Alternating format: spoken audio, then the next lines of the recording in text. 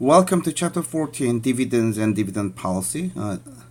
So we look at the dividend policy for this chapter. The most common dividend is cash dividend. The cash dividend is dividend paid by cash. So there's a regular dividend. They usually made quarterly dividends. So each quarter they usually make the cash dividend, cash made payment directly to stockholders. There's also extra cash dividend is extra amount not repeated in the future. So this extra is not regular. Now special dividend is also very similar to the extra dividends. It won't be repeated, definitely. That's special. And then finally, there's a liquidating dividends. If some or all the business is sold, then the proceeds actually is distributed as a form of the dividends too. So how to pay their dividends? There's a number of important dates that you have to remember. The first one is the declaration date. So they both declares the dividend payments. And if they declare, then it's gonna be liability of the firm. So they have to pay these dividends. Now there's ex-dividend date. This occurs 2 business days before the date of record. And if you buy stock on or after this date, you will not receive the upcoming dividends. So you can only get dividend if you buy stock before this ex-dividend date. And stock prices generally drops by approximately the amount of dividends at ex-dividend dates. It's called dividend cut. So it's basically the price is automatically dropped because you take cash actually from the firm and pay to the stockholders. So it will be drop the stock price by that amount. 2 days after this date of record, the holders of record are determined and are they receive the dividend payments. And there is a payment date, which is mailing check. So the important thing is probably the ex-dividend date. You can get the dividend if you buy stock before the ex-dividend date. So the price, if the price is $10 and dividend is $1, then on ex-dividend date the price dropped to $9, and $1 is going to be paid to dividend to shareholders. So does dividend policy matter? Basically, it's only the distribution of the wealth, right? So keeping as a stock, the price of stock, or just getting cash right now. So there's no really clear evidence that the dividend policy itself may affect the firm value, especially in theory. Theoretically, it should be the same, but in real world, there's some other opinions. Dividend matters because the value of the stock is based on the present value of the expected future dividend, which comes from the dividend discount model. But also, some people say that dividend policy does not matter because it's the decision. Actually, it's not just the pay all the cash flow for the firm. Actually, it's basically just a managerial decision. It sometimes does not relate to the growth of the firms, or does not relate to the performance of the firm. So it's just the pay dividend versus retaining funds. It's managerial decision, not related to the firm value. In theory, if the firm reinvests capital now, it will grow and can pay higher dividend in the future. So which means that keeping the funds actually may increase the growth rate. So let's say it is the example here, Wharton Corporation. Now all equity firms is know that 100 shares outstanding, invest require 10% return, so that's the WACC, and also cost of equity, right? So because there's no debt. Expected cash flow $10,000 per year, and the plan to dissolve the firm in 2 years. So they basically just having firm for 2 years. Firm can either pay out dividend $10,000 per year in each next 2 years, so it's $100 per share, or paying $11,000 this year and raising the other $1,000 by issuing stock, then pay the amount of year 2 sufficient to provide new shareholders with a 10% return. So they basically have 2 choices, and let's see what happens. So plan A, just the cash flow 10,000, 10,000, right? And there's no new stocks. And cash flow to stockholders is 10,000, 10,000. And you basically pay dividend $10,200 per share. So stock price is discounted back to the present 100 plus 100 divided by 1 plus 10%, which is 173.55. Now plan B, now 10,000 this year, and then raise 1,000 more, so making $11,000. And then we pay $11,000 dividends, so $110 per share. And next year we also have the cash flow 10,000. Now we have 11,000 dividend to new shareholders, $110,000, right? So for existing shareholders, they can only pay $8,900 because they have 10,000. 1,100 should go to new shareholder. So for old shareholders, dividend per share is $89. So it's actually 110 plus 89 divided by 1.1, 1 plus 10%, 173.55. The stock price is going to be the same, which means that there's no relevance between the dividend policy and the firm value in theory. But sometimes, some people don't like dividends. So factors favoring a low payout. So depends on certain situations. Some shareholders like dividends, some shareholders don't like dividends.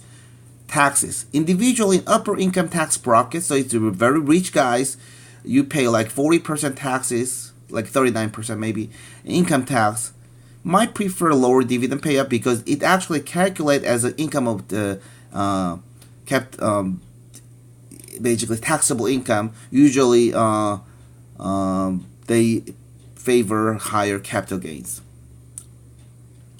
If the flotation cost is high, then the low payout can decrease the amount of capital that needs to be raised, thereby lowering flotation costs, right? So it's basically keep the existing income as a form of the retained earnings, then it decreases the flotation costs because they don't need to raise more money. There are also restriction on dividends. Sometimes, in many cases, that covenant may limit the percentage of income because debt holders does not want managers just to pay out everything to shareholders before they get the interest. Some people actually prefer high dividends too. Now, some people desire current income instead of future income. Now, I want to have income right now if they are low tax bracket. They don't pay tax a lot. If there are certain groups that prohibit from spending principle, then they prefer dividend because dividend is current income they can get.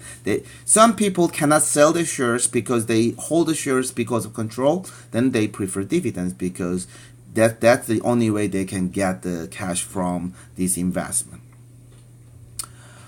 Uncertainty, like people don't like uncertainty. They like the certain money right now because there's no guarantee that the higher future value dividend will materialize. Taxes. Now, some corporations actually, dividend taxes is very, very low because there's called the dividend exclusion, and usually they deduct 70% of the dividends, no tax, and that they only pay 30%. So corporations usually prefer dividends because of tax issue. Now, there's a certain effect about the dividend. The first effect is called the clientele effect. So clientele effect means the investor preference. Some investors prefer low dividends. Some investors prefer high dividends. Now, if investors will buy so investors basically will buy a stock in a company that has meet their dividend needs. I want to low dividend, then I want to buy the stock with low dividend. If you like high dividend, then you go to high dividend stock. So what do you think will happen, if the firm changes policy from high to low or vice versa? Then the number of investors, basically potential investors, are changing. It's called the clientele effect. Stock repurchase. Instead of paying cash dividend, you can also repurchase stock. The company buy back stocks, and there's a number of ways. The first one is the open market. Company buys its own stock in the open market. So shareholders get the cash actually, right? Tender offer, and a company actually state the purchase price, and these are the number of shares to be bought. So they have the price, these are the number of shares. Targeted repurchase is the they target they specific individual shareholders, and they will acquire stock from them. That's called the targeted repurchase. So what's the similarity difference is repurchase versus cash dividend. Now repurchase returns cash from the firm to the shareholders basically. So repurchase means the company pay the price of the stock to shareholders so they can actually get cash. It's a basically very similar effect as they pay dividends. It's basically same as cash dividend, now no taxes and transaction cost.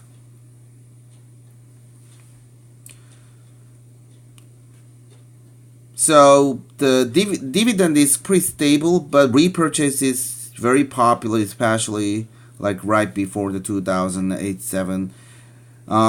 It's still popular. It's not popular in 2009-10 because it's a crisis period. The repurchase is very, very now popular. What is the tax effect? Cash dividend now. For cash dividend, investors cannot control timing and just the tax as ordinary income. But repurchase now, you basically can choose when to sell. So when you have the capital gain, then you pay taxes. So you can choose the kinds of the timing that you pay low taxes. That's the benefit of the repurchase. And the gain may qualify basically as lower tax capital gain if the shares hold more than 1 year. So it's a long-term kinds of the capital gain tax is low, so you can just wait for a year and sell it after that. Then you can realize your return with lower taxes.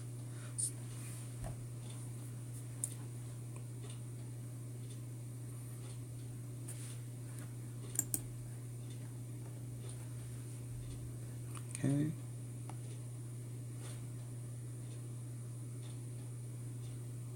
Oh, actually. So, if you look at this graph, this basically there's a dividend tax cut in 2003, and actually dividend increased a lot, which means that tax is very important factors that company decide the dividends. So if the tax cut enacted 2003, then you see the huge hike, increase in dividend initiation, which means that tax is probably the key issue when company decide the dividend policy. So to summarize it, aggregate dividend and stock repurchase are massive and has increased steadily, as you saw in graph. Dividend heavily concentrated among a small number of large firms, because many small firms cannot pay dividend, do not pay dividend. Dividend, basically income usually come from the large firms. Managers very reluctant to cut dividend because it's very bad signals. Managers want to smooth the dividends, raising them slowly as earnings grow. So dividend is actually dividend growth rate may be lower than sometimes the growth rate of the firm, because the managers want to be prepared, prepared for the bad time. They don't want to cut dividends. It's very, very big fear when dividend is cut and the shareholders basically threaten the CEO to be fired. So managers do not want to have that situation faced. That's why they want to sometimes smooth it, and it's very reluctant to cut dividends. So if you see the cutting dividend, then that's very bad signal usually. Stock prices react to unanticipated change in dividends. So if they declare the special dividend, it means that there's certain good news. So stock price usually increase a lot.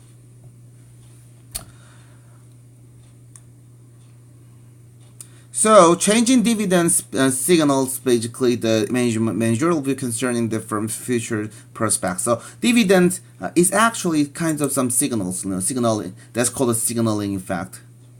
Stock repurchase signals that the management believe the current stock price is low because they want to buy undervalued stock. If they believe that their own share is undervalued, then they repurchase it, and that's kinds of the active management, to buy undervalued stock.